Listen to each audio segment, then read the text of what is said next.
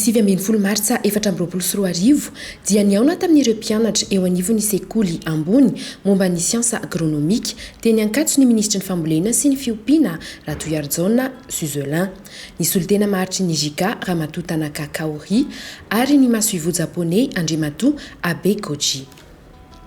Tonga nijery ifotony ireo vala famaritana sy fampisehoana nanaovana andrana ireo fambolena karazambary ary nampiarina ny teknika ampamokarana papri ny fivary 32 sy fivary 85, faux fifa 160, X 265 ary vary gasy. Etsika fiara-miasa eo amin'ny ministera fambolena sy ny fiompiana sy ny sekoly ambony fanofanana momba ny agronomia toana ny firenena japonais amin'ny alalan'ny tetika sapapri sy ny fivary izay vatsiny ny Jika vola. Tafiditra ao anatin'ny fiara-miasan'ny ministeran'ny fambolena sy ny sekoly ambony fanofanana ireo mpianatra momba ny agronomia.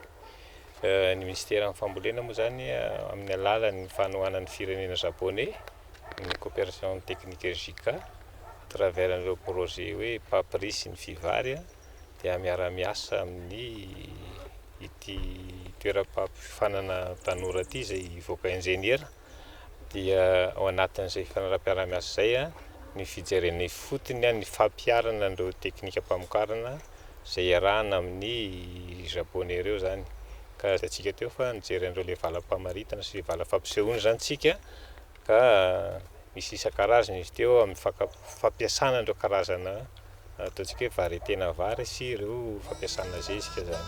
Toy arak'izany ny tantsorika avy amin'ny ministeran'ny fambolena sy ny fiompiana ho fanohanana ireo mpianatra eo amin'ny lafin'ny fisitrahana tany Ovolena. Prosina misy ny tanora mpianatra indrindra rehefa mivoaka atao anatin'ny sekoly mba hiditra misehatra ny fandrarahana misy le resantsika hoe entrepreneuriat agricole zany ary voninanao tantsorika amin'izany ministera ary anamora filana rehetra na ohatra ny fahazoana tany zany. Ny andrana sy fampiarana ny teknika dia nahitambokatra faravakely any amin'ny 5 tonnes l'hectare any. Ka raha afaka mampitombo ny velara-tany tsika dia mino aho fa ho tratra ny tanjona izay apetraky ny fototra-panjakana makany amin'ny hoe fahavitatenaran-tsakafo.